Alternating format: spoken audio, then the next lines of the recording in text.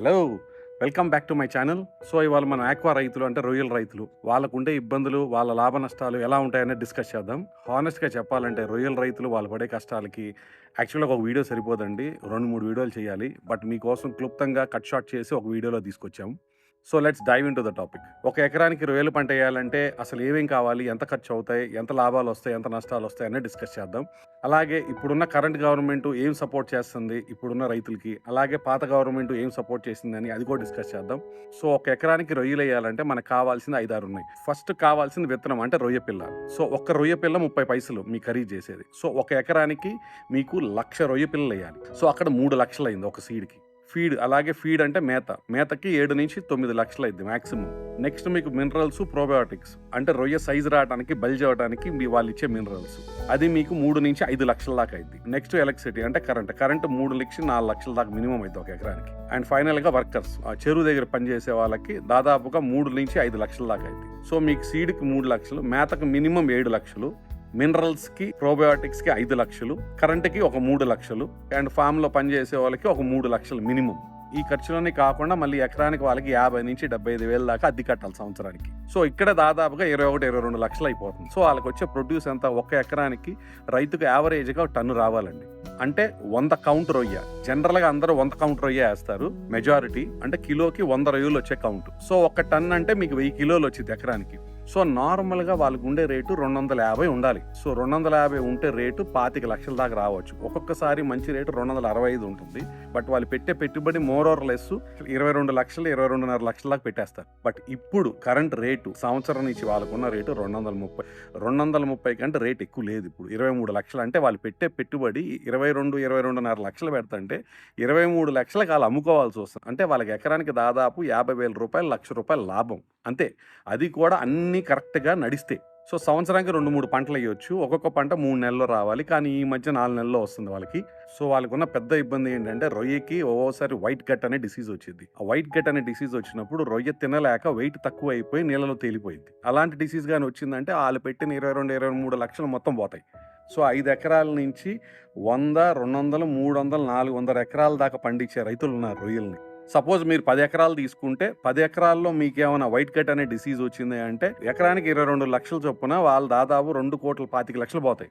So వాళ్ళకున్న issue ఏంటంటే government నుంచి వాళ్ళకి సపోర్ట్ లేదు. ఈ డిసీజు, ఈ జబ్బు, దీన్ని ఎలా ఇరాడికేట్ చేయాలి అనేది గవర్నమెంట్ నుంచి సరైన నాలెడ్జ్ ట్రాన్స్ఫర్ లేదు వాళ్ళకి. ఇంకో ఇష్యూ ఏంటంటే నార్మల్ రైతులకు ఉన్నట్టు రైతు భరోసా కేంద్రాల లాగా రొయ్యల భరోసా కేంద్రాలు వీళ్ళకి ఏమీ లేవు. సో వీళ్ళు తీసిన ప్రొడ్యూస్ ఇమీడియట్గా అమ్మేయాలి. ఓన్లీ కొద్ది ప్రైవేట్ కంపెనీలు ఉన్నాయి, అవి చాలా పెద్ద కంపెనీలు, వాళ్ళే ఎక్స్పోర్ట్ చేస్తారు. సో వాళ్ళు చెప్పిన రేటుకే వీళ్ళు అమ్ముకోగలగాలి. సో దళారీ వ్యవస్థ అనేది ఎక్కువగా ఉంటుంది. దళారీ చెప్పిన రేటుకే అమ్మాల్సి వచ్చింది ఇక్కడ రైతు. అండ్ ఇంకో ఇబ్బంది ఏంటంటే ఇక్కడ పని వాళ్ళు దొరకరు. వాళ్ళకి పని వాళ్ళు ఒడిస్సా, అస్సాం నుంచే వచ్చి పని చేస్తున్నారు. అండ్ వాళ్ళకి గవర్నమెంట్ సపోర్ట్ లేకపోవడం వల్ల విత్తనము, ఫీడు, ఈ మినరల్స్, బయోటిక్స్ ఇవన్నీ ఏ కంపెనీ నుంచి మంచి అనేది వాళ్ళ దగ్గర నాలెడ్జ్ లేదు. వాళ్ళ లక్షలు పెట్టి కొనుక్కొని వాళ్ళ పొలాల్లో వేసుకున్న తర్వాతే వాళ్ళకి నాలెడ్జ్ రావాలి.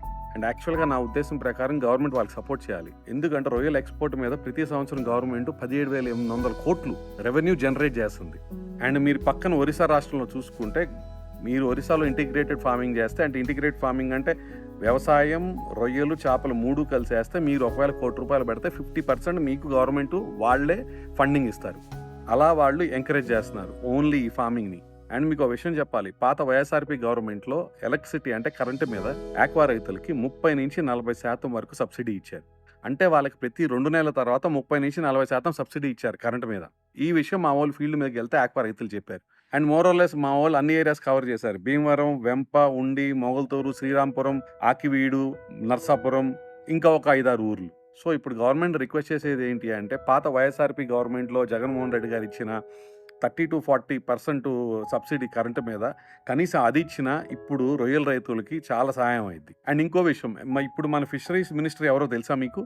It's none other than the great honourable Atchannaidu గారు. ఆయనకున్న పోర్ట్ఫోలియోలు agriculture, cooperation, marketing, animal husbandry, dairy development and fisheries 6 శాఖలు ఉన్నాయి ఆయనకి. సో ఆయన మనిషి కూడా బలంగా గట్టిగా ఉంటారు కాబట్టి పోర్ట్ఫోలియోలు కూడా గట్టిగా ఇచ్చారు ఆయనకి. సో మీకు ఆయన ఎక్కడైనా కనపడితే దయచేసి ఇక్కడ ఆక్వా రైతులను ఒక చూపు చూడమని చెప్పండి. పోనీ ఆక్వా రైతులు కొత్త పాలసీలు అన్నీ తేలేకపోయినా పాత గవర్నమెంట్లో జగన్మోహన్ రెడ్డి గారు ఇచ్చిన 30%, 40% కరెంటు మీద ఉన్న సబ్సిడీ అది ఇచ్చినా వాళ్ళు కనీసం గట్టెక్కుతారు. సో ఇదంతా ఎందుకు చెప్తున్నానంటే ఈ మధ్య ఆయన నాకు ఎక్కడా కనపడలేదండి. అంటే నేను చాలా దూరంలో ఉంటాను కదా, అందుకే జస్ట్ రిక్వెస్ట్ చేస్తున్నాం. సో బ్రీఫ్గా క్లుప్తంగా ఇది అండి మన ఆక్వా రైతులు పడే కష్టాలు.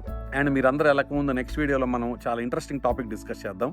ఆ టాపిక్ ఏంటి అంటే అసలు భూ కబ్జాలు, లిటికెంట్ ల్యాండ్లు, అంటే ఒక ల్యాండ్ ఒకరికి అమ్మి అదే ల్యాండ్ ఇంకోరికి అమ్మి, లేకపోతే ఒక ల్యాండ్ గురించి ఇంకోళ్ళు చంపటాలు, ఒక ల్యాండ్ని ఆక్రమించుకోవటాలు, ఇలాంటివన్నీ భారతదేశంలోనే ఎందుకు జరుగుతాయి, బయట దేశాల్లో ఎందుకు జరగవు, బయట దేశాల్లో ఉన్న సిస్టమ్ ఏంటి, ఇప్పుడు భారతదేశంలో ఉన్న సిస్టమ్ ఏంటి అనేది డిస్కస్ చేద్దాము. చాలా ఇంట్రెస్టింగ్గా ఉంటుంది. Until then, bye bye.